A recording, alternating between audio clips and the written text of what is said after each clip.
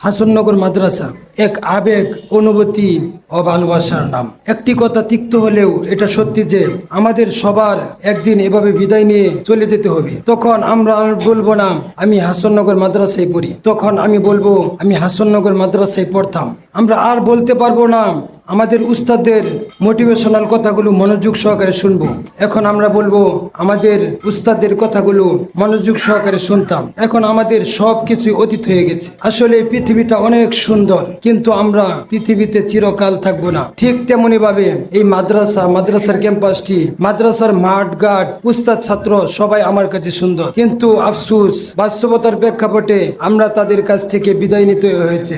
এখন আমাদের সব কিছুই শেষ। আমাদেরকে আর সৈয়দ সাহেব হুজুর, মদনপুর হুজুর বলবে না যে তাড়াতাড়ি ক্লাস ঠিক করে ক্লাসে বসো। মুহতামিম সাহেব হুজুর, হবিগঞ্জি হুজুর আর ইফতেখার হুজুরের সেই অনুপ্রেরণামূলক কথাগুলো আর কখনোই শুনবো না। সাইকুল হাদিস দয়ের জবান থেকে পবিত্র সেই বাণী ক্বালা হাদ্দাসানা রাসূলুল্লাহ সাল্লাল্লাহু আলাইহি ওয়াসাল্লামের সেই পবিত্র সুর আর কখনোই আমরা শুনবো না। প্রিয় উস্তাদবৃন্দ, শিক্ষাদানের ক্ষেত্রে আপনারা ছিলেন শৈল্পিক। আপনাদের শিক্ষাদান আমাদেরকে আমাদের স্বপ্ন পূরণে এগিয়ে নিয়েছে। যখন জীবনের লক্ষ্য উদ্দেশ্য কিছুই জানতাম না, ইলমে দিন সম্পর্কে কিছুই বুঝতাম না, তখন আপনাদের শিক্ষাদান আমাদের স্বপ্ন পূরণে এগিয়ে নিয়েছে।